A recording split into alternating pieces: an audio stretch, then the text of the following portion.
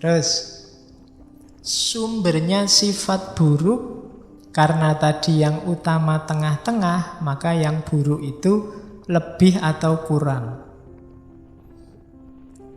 Kemudian katanya Ibnu Miskaweh secara umum ya, orang itu sumber keburukan itu yang pertama kemarahan, yang kedua takut mati, yang ketiga kesedihan.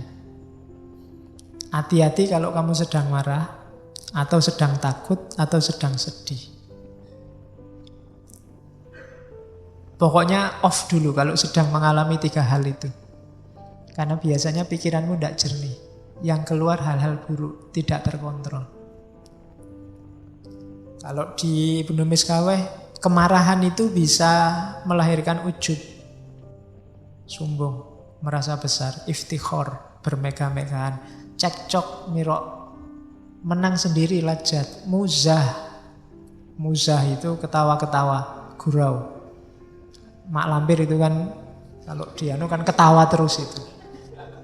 Itu karena dia punya niat jahat, marah, ingin menyesatkan orang, terus dia mesti ketawa. Nah, hati-hati dengan orang yang ketawa terus. Ya ketawa ya sekali-sekali, ning ojo guyu terus. Mengeraskan hati kalau katanya Nabi. Muzah. Jadi biasanya orang marah juga begitu, menyepelekan orang. Jadinya muzah, menertawakan orang lain. Membohongi diri.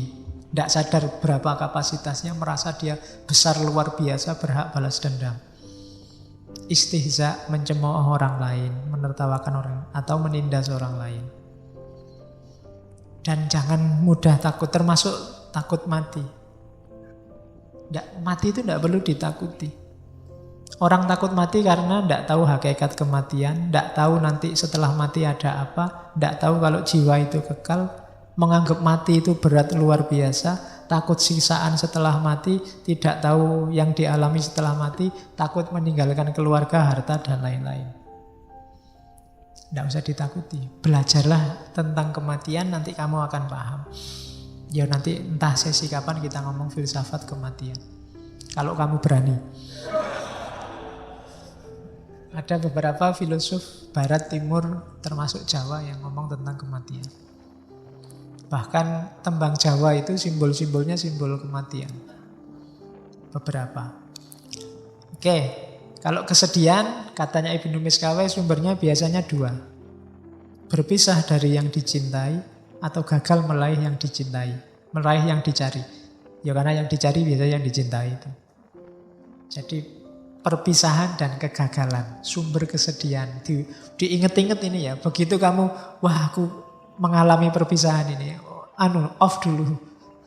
Karena kamu sedang sedih itu mesti. Atau gagal, itu coba jangan mutusin apa-apa dulu.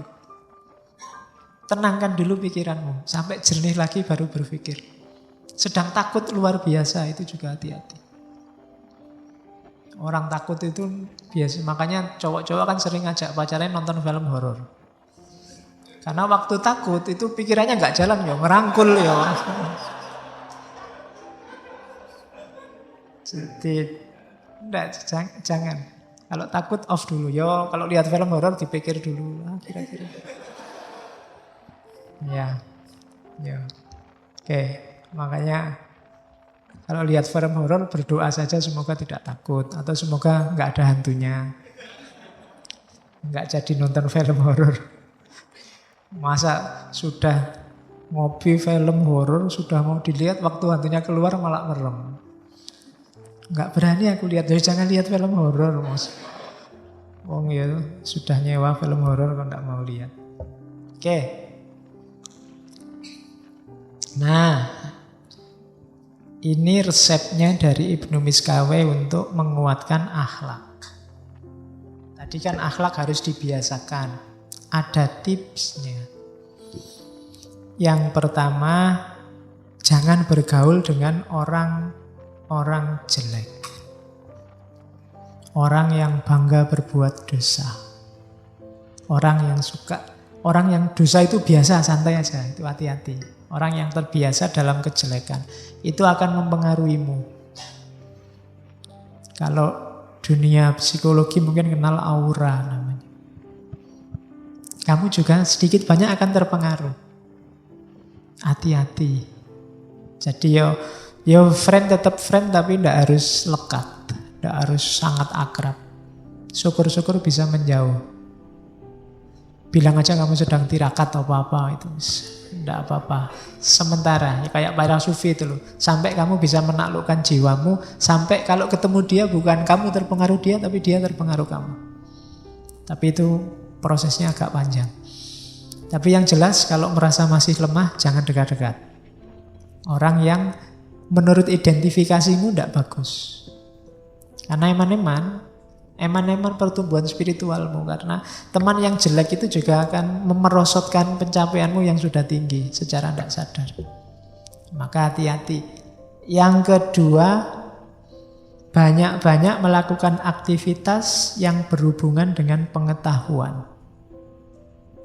Cari ilmu itu mengasah jiwa. Jadi membuat jiwa kita semakin cerdas.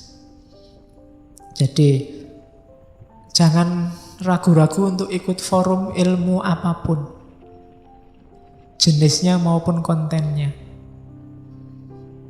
Karena majelis yang paling disukai Allah itu majelis ilmu. Jadi yang nomor 2, ikuti saja ada forum apapun, ngaji apapun, apalagi yang ada makan dan snack gratis. Lumayan. Dapat ilmu juga dapat snack. Oke. Yang ketiga, kalau bisa, karena tadi di antara nyawanya kebijaksanaan itu, untuk ketemu kebijaksanaan atau ilmu, itu kan bau-bau filsafat. Kalau bisa, logikanya dilatih. Ada gunanya kamu pinter matematika, katanya Ibnu Miskaweh. Kenapa? Melatih logika. Makanya di situ ada geometri, aritmatika, musik, astronomi. Itu kan butuh matematika semua. Dulu di masjid ada pelatihan falak. Itu kan matematika. Boleh dihidupkan lagi. Kenapa? Selain melatih cara berpikir, itu melatih orang objektif. Mencintai kebenaran. Itu matematika ya. Meskipun kita agak trauma karena sering tidak lulus. Ya, tapi nyawanya logika itu kan ada di matematika. Ayo latihan itu untuk cinta kebenaran. Orang yang katanya Ibnu Miskaweh, orang yang suka matematika itu dia terbiasa jujur dan menyukai kebenaran. Karena matematika itu tidak bisa bohong. 2 tambah 3 ya 5. 1 tambah 1 ya 2. Selalu jujur. Ya kecuali rumusnya beda. Tapi ya rumus beda kan juga pasti, ilmu pasti. Melatih kejujuran. Yang ketiga, hidup tidak berlebihan. Kita sering menyebutnya hidup sederhana. Sederhana itu bukan berarti miskin loh. Hidup sederhana itu yang menggunakan segala yang kita miliki secukupnya, porsi dan proporsinya. Kalau minum butuhnya cuma setengah gelas, ya jangan dikasih 2 gelas. Nah, itu tidak proporsional namanya, tidak sederhana. Tiap kali kan cuma saya minum ini sebenarnya tidak apa-apa sih nanti kalau ada yang mau minum. Tapi kalau memang harus saya yang minum, ternyata enggak. Nah itu ya mungkin ini untuk penghormatan aja. Cuma contohnya itu. Jadi kalian jangan mengejar ketidaksederhanaan, kelebihan. Karena yang namanya kelebihan dalam hidup itu tidak ada batasnya. Saya pingin uang lebih Pak, itu tidak ada batasnya. Pingin uang banyak Pak, itu tidak ada batasnya. Sebut aja butuh berapa dan pas segitu. Latih hidupmu untuk pas, tidak lebih. Pas pingin beli mobil ya duitnya pas. Pas pingin beli rumah ya duitnya pas itu. Itu pas namanya. Oke, ya kalau sudah punya mobil ya tidak usah gonta-ganti mobil lagi. Edisi terbaru, sudah punya HP pingin ganti HP baru lagi. Edisi baru. Samsung sudah sampai 9. Sekarang Apple sudah 10, sudah X ya. Kalau kamu ngikuti itu tidak ada batasnya. Kalau ada yang tanya, kok nggak beli S8, saya nunggu sampai S27 besok. Itu masih S8 belum ada apa-apanya. Kamu belum mutahin, pokoknya besok S27 baru tak beli. Oke. Pokoknya tidak ada batasnya. Kamu kalau ngejar yang paling mutakhir ya 2 bulan lagi sudah nggak mutakhir lagi, itu sudah ada yang baru. Terus begitu. Kalau ngejar itu tidak ada habisnya. Sama kayak kamu nyari istri. Nyari yang cantik Pak, ini cantik loh. Enggak Pak, ada yang lebih cantik. Ya memang ada, tapi apa yang mau sama kamu? Oke, jadi sak onone lah, pas-pasan aja hidup itu. Nggak usah neko-neko. Terus latihan untuk tidak menggelorakan. Jadi tidak, orang itu marah itu manusiawi, tapi jangan digelorakan sendiri marah itu. Bisa enggak marah, tapi ini saya harus marah ini. Kalau enggak marah ya jangan enggak harus marah. Enggak apa-apa. Kan sering kamu dengar temanmu begitu. HP ini error karena temennya. Wah, HP ku kok error, harus marah ini saya. Ya kalau enggak marah ya janganlah. Ya, kalau memang enggak marah enggak harus dipaksa untuk marah kok kalau memang enggak marah. Mungkin kamu jadi ya enggak harus marah, enggak apa-apa, wong duitku banyak beli lagi. Nafsu juga begitu. Menggelorakan nafsu itu mancing-mancing nafsu biar bangkit. Kayak kamu suka download film-film itu jangan dibiasakan. Kenapa? Itu jenis menggelorakan. Ya kan? Termasuk jalan-jalan di mall, nonton barang baru, makanan enak. Itu kan menggelorakan nafsu. Oh ya percuma kamu tidak kuat beli. Lah ya kan? Mas nafsunya menggelegak, terbayang-bayang sampai rumah. Aduh baju itu bagus sekali. Cuma kok ya 750.000. Ya, mesti kamu gitu. Salahmu sendiri jalan-jalan terus di mall. Itu upaya minimalisir hal-hal yang bisa menggelorakan nafsumu. Latihlah jiwamu begitu. Terus kalau ada waktu, muhasabahlah, renungilah bagian-bagian tubuhmu tertentu. Tangan ini tak pakai apa aja ya seharian tadi. Ada waktu gitu, coba latih. Mulut ini sudah ngomong apa aja. Jari ini sudah ngomong apa aja. Kamu kan sekarang ngomongnya kadang pakai jari. Di laptop, di HP, ya kan? Ayo latihan itu. Yang baik-baik enggak, atau kalau jelek apa. Jadi perhatikan seluruh tindakan dan rencananya. Kamu habis ngomong apa? Ya yang mulutku ini kok bisa ngomong kayak gitu tadi ya. Padahal ya malu loh ya kalau. Gitu loh. Jadi muhasabah. Anggota tubuhmu dihitung-hitung lagi. Terus selalu ready for fight untuk musuh-musuh jiwamu. Serakah, amarah, pingin menang sendiri, sombong dan macam-macam. Jadi latihan. Yang terakhir itu unik. Manfaatkan musuh-musuhmu. Introspeksi diri. Kadang-kadang kita agak susah berpikir diri sendiri. Katanya Ibnu Miskawe, kadang-kadang musuh kita itu lebih berguna. Karena musuh kita mengungkap kelemahan, kejelekan kita. Kalau teman masih basa-basi. Tapi kalau musuh, manfaatkan keberadaan musuh. Kalau nggak punya musuh, cari yang musuh. Biar bisa menunjukkan, kamu itu musuh itu kan gitu. Kalau ngomong terang-terangan, jelek ya kamu diomong jelek. Nggak jelek dicari-cari kejelekanmu. Daripada kamu capek muhasabah, saya jeleknya di mana ya Pak? Tanya musuhmu aja, lebih cepat. Musuhmu lebih tahu di mana jelekmu. Loh, kamu harus terima kasih ke dia loh. Terima kasih, saya kalau mikir sendiri nggak ketemu kejelekanku. Kamu sudah bantu berpikir tentang kejelekanku. Itu berguna untuk muhasabah, ada musuh. Kalau kamu dimaki-maki orang misalnya ngomong nggak aturan, itu umat Islam kan nggak boleh mulutnya gitu. Oh iya ya, jangan-jangan aku begitu. Ini kan alhamdulillah dia menunjukkan. Tadi kamu nggak sadar ngomong jelek, tapi gara-gara punya musuh. Nah, jadi itulah manfaatnya haters.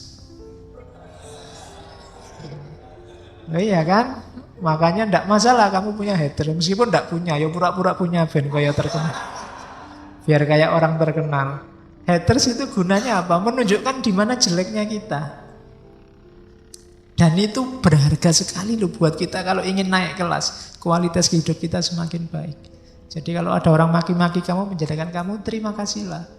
Karena kamu tidak punya waktu untuk muhasabah sendiri, dibantu dia yang muhasabah tentang kita. Itu jasanya besar untuk hidup kita. Jadi Terima kasih haters. Besok bikin kaos itu ya. Terima kasih haters. Kamu membuka mataku tentang betapa aku ini banyak kejelekannya. Kan gitu. Oke, itu saya potong dari Tahdzibul Akhlak itu. Kita harus selalu dalam proses perbaikan akhlak. Karena inna wujuda jauharil insan muta'allakun bikudrati fa'ilihi wa kholikihi tabaraka wa taqaddasa ismuhu ta'ala. Kalau bentuknya jiwa, kapasitas potensinya jiwa itu berhubungan dengan takdir, kudrat dari pembuat dan penciptanya yaitu Allah. Kalau wujud, tapi kalau tajwid, fa'amma tajwidu jauharihi famufawwadun ilal insan wa huwa muta'allakun bi iradatihi. Kalau